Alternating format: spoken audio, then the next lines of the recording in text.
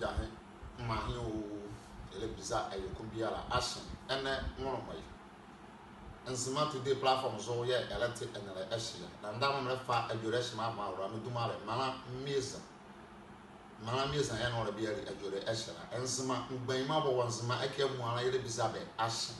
ena podane mo ye fa ya rebela eduma ka Nzema ne ahu edwoke Nzema abakwasem ede don ya la ya Nzema no kwake nyane don ya la wakane ayanze ena yesa ha ye wofa edebe bia ako work is any mo ene bia re nwura adwore ya fa ne Nzema ne ahu eja mpachere ka be fra we you be fra me eja ezwa fone eja ezwa fone yo ima ba fa be diera o se me nya o se be fra eja ezwa fone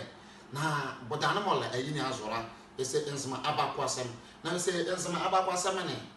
belle Nzema mamure don ya kana hu ahye bizare se ngurumanu ewiazo ona nosore zahama de ne don ya la enzi kezimo ofe oh ahi bi demo so ole mamure mo oyinya o ma dan Nzema se da gaza koda kotu mi no mi zi ahia ka ene mamure sura se te kotu so akwa be bi ya ahia e kotu mani nga e ke bi ja ba ahia muti sanwo no kotu so akwa na so ni nya eja ahio rapi ayo yale sa e mare ngurumanu de e bizai ashia oba ke yo yale na sabara mare ba mama mahio rapi ayo ayelo keke ene ele ko mamuri azo na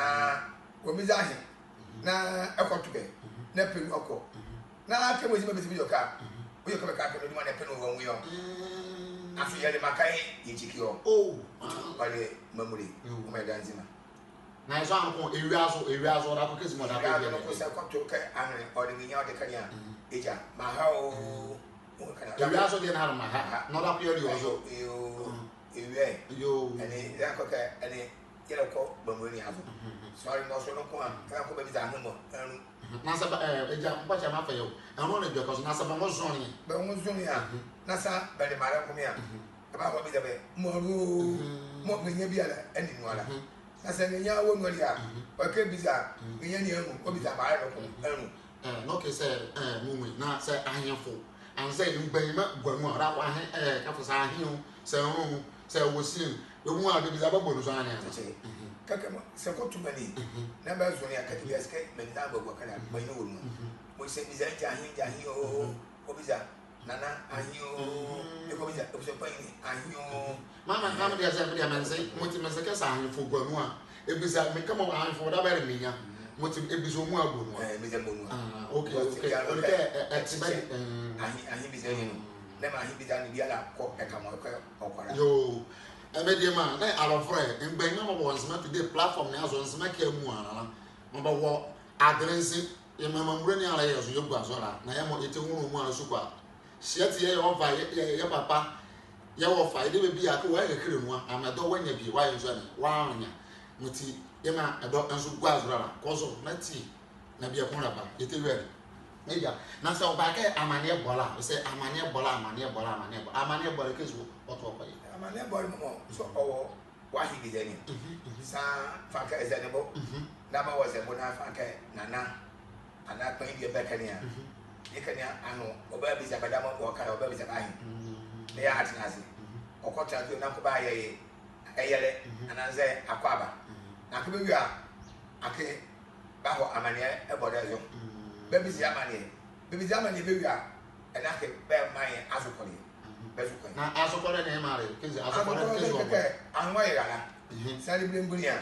bika bi gwa me be se asokore ma idi ma blembuni sari abuso kwani be se asokore ma idi ma abuso kwani ne etufu ni abuso ma tufu ni akwa na ba ha ba ko ma mani kwani bi wakan kaka ene amani abo kaka e bi le mu e ga mo ga le mu kaka na imamo ni ajen ahobla yo amede ma e ma bare banzo gwa zo ro ya wo fa ne kekere nyane no ama adawo nya bi wadi oda manya bi magi fika e mala e nzo ni e gwa zora ni te wiade ya wo zore eja to azore muti seba sukobe na anya na be tamani bi ya mwe ma bi kana be se be so enzi be so enzi bi gala ene zika ene memo ni e ko zwe akesa amozi na sa kura bi wakania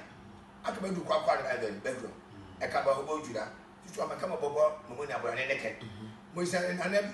neba ana so ko neba ne bi do amani la ha be wi de be wi a aka mo zi okeka kwa bia mo even there e ka ba wala ba ka be du bedroom e da ko ka